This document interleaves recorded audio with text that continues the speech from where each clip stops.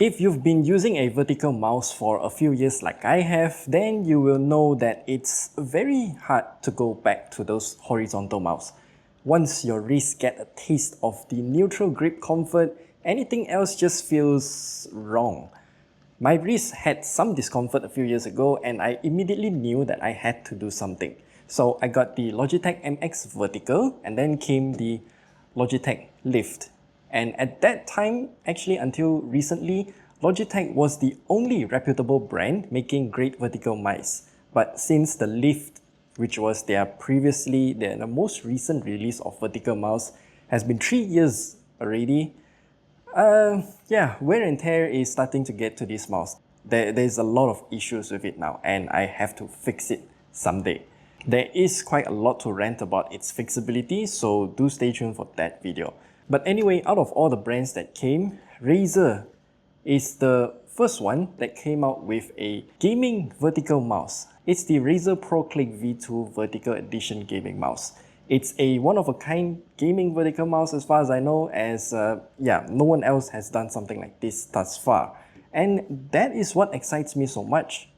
So let's take a look at the unboxing first. The box in itself is in a very common Razer style. There are some highlights of the product like having a tri-mode connectivity, which we'll talk about later. And of course, we also have Razer Chroma support too. There are a few more things at the bottom of the box and the back shows a few more things as well. These things don't really convey how the mouse feels and I think that's why you're watching this video anyway. I'll skip through the unboxing since the most important part is the mouse itself and also this USB-C cable if you need it. My first impression of the mouse is just wow. It's unlike any other vertical mouse that I've used before. The way that we should hold it is like this. When Razer said that the ProClick V2 is vertical, they really mean vertical. It's at 71.7 degrees, which is much steeper compared to the Logitech's vertical mouse. Our thumb also rests on this recess here. There are two buttons flanking the top and bottom, and by default, it's for going forward and backward. I think this is a really smart idea since our thumb just needs to move up or down. Other vertical mice will need us to park our thumb upside and then click forward and backward using the rocker buttons. This part also has a lot of tiny dots to improve grip and breathability, but it is only until the base of our palm. The part between our thumb, palm and index finger rests on this chunky part here, and our fingers will wrap around the entire mouse. Since there is only one way to grip this mouse, we can only use it in palm grip. Claw grip is possible, but I prefer palm grip for this size. And my palm size is actually not that small for Asian size, so there you have it. My pinky finger also rests on this extended part of the base and more on that later. We have the usual left and right clickers, which are surprisingly tactile and noisy. And I just got too used to the silent clickers on the Logitech Lift, and that is why I'm surprised. The scroll wheel here is real good. It has a lot of pronounced steps too, which I like. There is no horizontal scrolling though, in case you're wondering. At the top there is another button and also a battery indicator LED, and the front of the mouse is where the USB-C port is located. When I saw this, I said, oh no, as I thought this mouse needs their own proprietary Type-C cable to plug it into the mouse.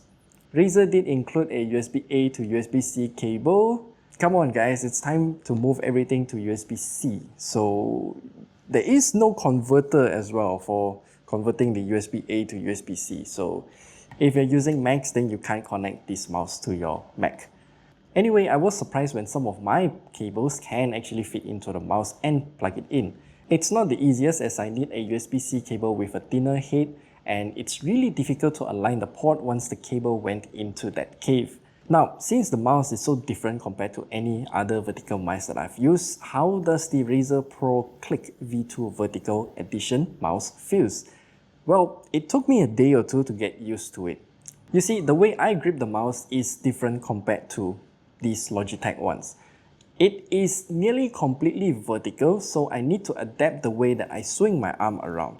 I do still use my wrist for some fine adjustments, so you shouldn't really do that, but I still do that somehow. Kind of muscle memory, I guess. I have no issues editing multiple videos using this mouse, and I thoroughly enjoyed using it as it is just super smooth, has a really nice grip, and everything is just very responsive. My wrist also feels amazing despite the Razer Pro Click V2 Vertical having such a steep angle. I really do appreciate this tiny wing around the base, as that means I don't have to slide my pinky finger across the table. This tiny bit is a great improvement in terms of user experience, and I want to personally thank the one who decided to add this to the mouse. This wing fixed my biggest gripe for both the Logitech vertical mice. Actually, all vertical mice for that matter. Yeah. One big complaint that I saw many people have with vertical mouse in general is that if the mouse ever gets into the position that's too near to your keyboard or at the edge of the table, for example, then we need to somehow pick up this mouse and quote-unquote recenter it on our desk. With a horizontal mouse, it's easy. Just pick it up at both sides and place it down wherever you want. With a vertical mouse though, it's not as easy, since if we grip it too hard, then we'll start clicking some stuff. And I think it's not really an issue here once you get a hang of it. I can exert just the right amount of force at the right areas, and then I can lift the entire mouse and recenter to wherever I want. Again, it takes a bit of getting used to, but it is possible. One thing I have to say is that my palms sweat a lot, since there's only one way to grip the mouse, which is palm grip, and it has pretty high contact surface area. My palms sweated so much while using this mouse. I think this is my biggest gripe about the mouse, as I think using some other material or texture would have improved the situation a bit. With that said, I have to let you know that I am already playing a lot of games on vertical mice for the past few years. I've gotten used to it, so your experience will definitely vary if you are new to the world of vertical mice. To me, why the Razer Pro Click V2 Vertical is exciting is because of the hardware that it packs. It's using a Razer Focus Pro 30K optical sensor, and it connects to your PC via Razer's own Hyperspeed 2.4 GHz dongle. The movements and controls are just so much more responsive and snappy compared to other vertical mice in the market. I mean, if you're in the same situation as I am, then this mouse is practically perfect for you. Razer made it possible to have a great gaming experience with a vertical mouse. Now, let's talk about some features of this mouse. The wireless dongle is magnetically stored at the underside of the mouse, and we also have a power toggle button alongside a mode switch button. The way it works is pretty simple. If it's showing white, then it's at 2.4 GHz dongle mode. Pressing it once changes to another color, which means Bluetooth 1. Same goes for Bluetooth 2 and Bluetooth 3. This mouse also works in wired mode too, so just plug in a cable and it will work just fine. This is what Razer meant by this little icon on the box. It also has Razer Chroma that shines bright and has super smooth color changes too. We can configure this by installing Razer Synapse on our PC, and we can set the brightness level alongside with some other power saving options and RGB effects. We can then also change what all of these buttons on the mouse do. As you can see, there is an AI prompt master button that we can configure to instantly bring up AI software like ChatGPT or Microsoft Copilot. Kinda handy to have, I guess. Hypershift and per app customizations are here too if you want to be fancy. As for the performance of this mouse, we can select the DPI of up to 30,000, and we can also have another auto sleep timer to save battery when it's idle. From all of these customizations that we can do, the onboard memory seems to save everything except for the RGB effect. So there's that. With that, let's now talk about the battery life too. With these settings configured and also connected using the 2.4 GHz dongle all the time, this mouse lasted throughout like 2 to 3 weeks of intense usage with a single charge. It's quite commendable since I still have RGBs turned on and not fully utilizing the power saving features that it has. With that said, I'm really not a fan of built-in batteries, as we know batteries will lose the ability to hold a charge, and I just want it to be easily replaceable when the time comes. In this case, it's not going to be easy to replace. I personally would have preferred something like the Logitech Lift, as it just uses a simple AA battery that we can take out and replace wherever we want. All in all, I really do love the Razer ProClick V2 vertical mouse. It brings something new to the market with its unique design, fixed some of my biggest gripes about other vertical mice in the market, while also offering a high performance sensor and wireless dongle. Just know that vertical mice are always bigger than conventional horizontal mice, so if you want to stuff this in your backpack, it's gonna be challenging. I don't really have any major complaints about the mouse in general, other than the Razer Synapse software being a very bloated piece of software because yeah, you can see it installs a bunch of other stuff alongside Razer Synapse.